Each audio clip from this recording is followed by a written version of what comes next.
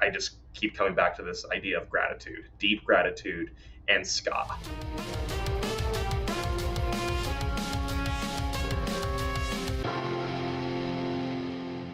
Hello, and thank you so much for joining us for our Made in Texas interview series. Today, I am joined by Xalavier Nelson Jr., the BAFTA-nominated creative director of the video game Sunshine Shuffle and studio head at the El Paso-based game studio Strange Scaffold. Xalavier, thank you so much for joining us here today. Thank you so much for having me.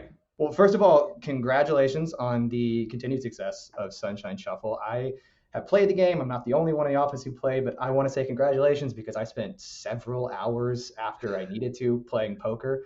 I had a ball. For our viewers who haven't played, can you tell us a little bit about the origins of the game? So, for people who don't know Sunshine Shuffle, a group of adorable animals who robbed a bank 12 years ago, you join their card game and learn about who they are while experiencing a ska soundtrack on this bright, happy little ocean so that this group of friends doesn't get executed by the mafia.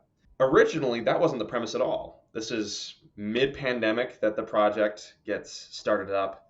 We're thinking, what if we made just a short, easy to build thing about a group of animal friends who all like you and like each other, and it's just joining a group of your best friends playing a card game. Easy, relaxing, cool. And it was the worst. And just to try to push the project forward and figure out what was going wrong, I wrote a very simple 10-line conversation about the characters ignoring your presence entirely, talking about throwing you off the boat. If they cause trouble, we can just throw them off the boat. And then someone else proposes eating you. And it's like, well, we could do that. And you're just sitting there looking around, hearing this conversation, and suddenly this game felt weird. It felt interesting. It felt dangerous, but without being actively intimidating. Mm-hmm. And I saw in that moment, alongside the rest of the team, the potential for this game come alive, where you could tell a really complex, mature story without blood and guts, and that it could evolve into a place that was more friendly once you had started with something that actually had teeth. Now we've got this unusually robust, several hour long story, neo-noir crime story of like the Coens if they all looked like they were Animal Crossing characters. And also you get to decorate the boat. So that's pretty cool too.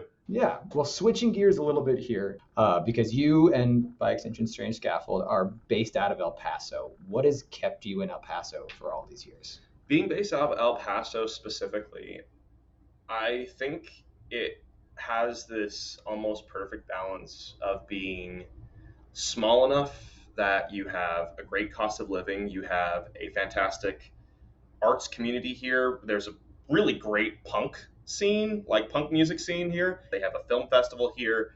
They're looking into growing more of the community here from a resource and government logistical perspective. But also, El Paso is small enough that you can have a home, and in both the literal and metaphysical sense, and large enough that there's an airport half an hour away from wherever you are that you can touch the rest of the world.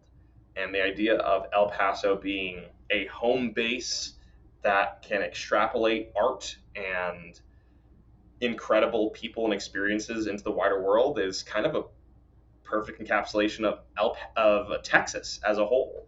We are a small portion of the overall world, but gosh, we impact the globe on a daily basis, and I'm really proud to be a part of that.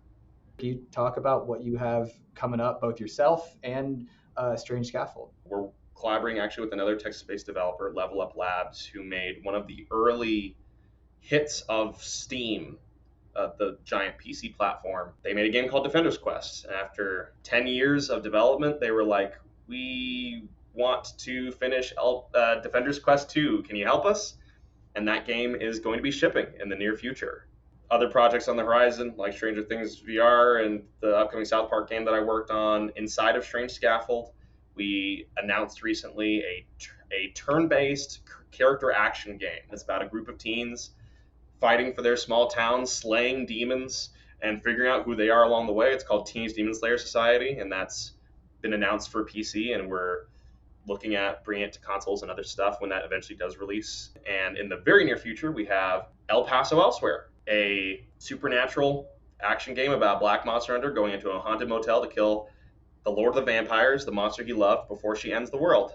We have unannounced things we've got as well. We're announcing a new game in October, it looks like, that we've also been working on for 2.5 years. Lots of stuff on the horizon. So if you keep your eye on Strange Scaffold, you will not be bored.